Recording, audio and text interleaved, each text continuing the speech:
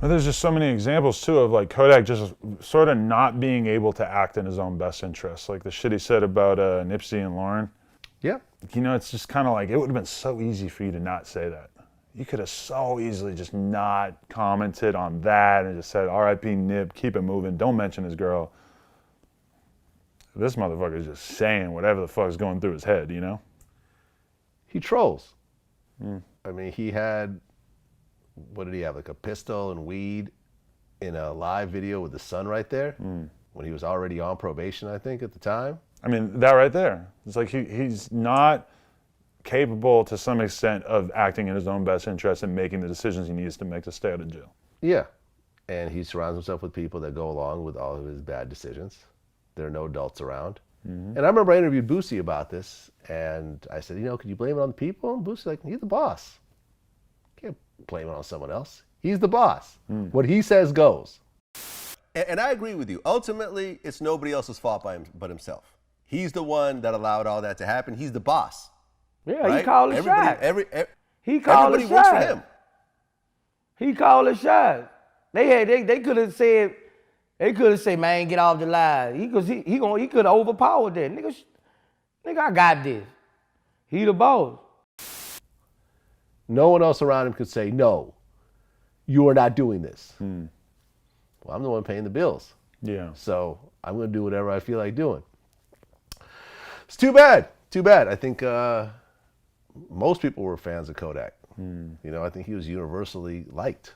Yeah. And now he's not going to do anything for the next few years. I mean, unless he has a bunch of stuff recorded. I mean, you could kind of do that, but you know, no one's done extremely well. I mean, even YNW Melly, you know, his album I think sold like 40,000 or something. And he has some of the biggest records in the country, but being in prison, not being able to do any sort of promo at all. Tekashi's album, when he got locked up, remember, it just kind of went down the drain. Dude, there's so many examples of rappers who came out and had a wave, like a big old wave. Tay-K, 6ix9ine, Kodak, you know, like so many rappers that I was really listening to that just got took from us within the first couple of years of their career. And I mean, there's a whole bunch more that are sort of like teetering, like we don't know, like Young Boy's on this crazy ass probation, so you don't get to see him out and doing shit so much. You know, there's just a million. Like, it's really unfortunate. Yeah, Tay-K, I believe, is the only artist in music history that had a #1 song which he never got to perform because he was locked up the whole time. That shit's crazy. Did you ever, because you know, he was on a song, you know, with you technically. Yeah. But did you ever get to talk to him or meet him or anything? I did like a 10-minute interview on the phone in prison. And the really unfortunate thing about that is that, well, so his management was there. His management lined up the Tay-K Block Boy song. His management lined up the phone interview because we did the phone interview roughly at the time the song came out to sort of promote it. And when we're doing, and his management said, like, we want to review the interview before we put it out. And given the situation, I said, okay, yeah, fine.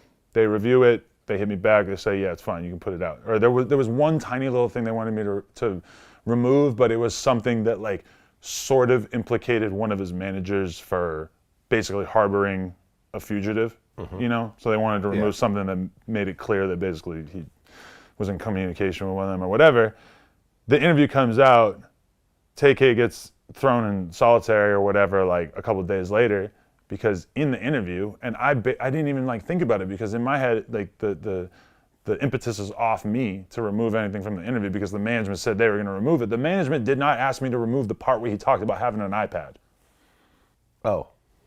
And so then he gets in solitary, all kinds of whatever additional charges and shit because he had a fucking iPad and he's just in jail using the iPad.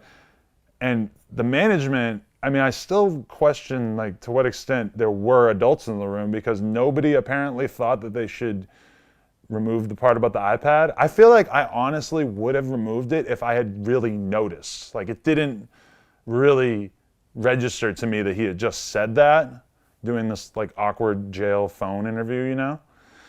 But yeah, that happened. And I mean, really that is whatever, it's all water under the bridge because realistically he's doing however many decades in jail and has nothing to do with that, but that did happen.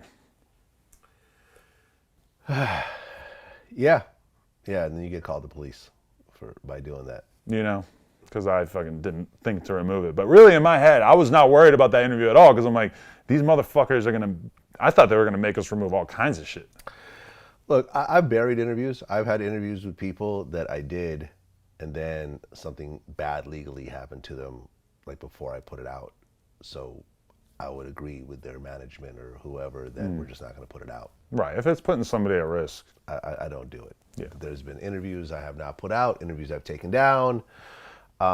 We've actually gotten into it, like with fans who are like, oh, I know this interview's out, you got to put it out. It's like, nah, we're good. It's not that serious.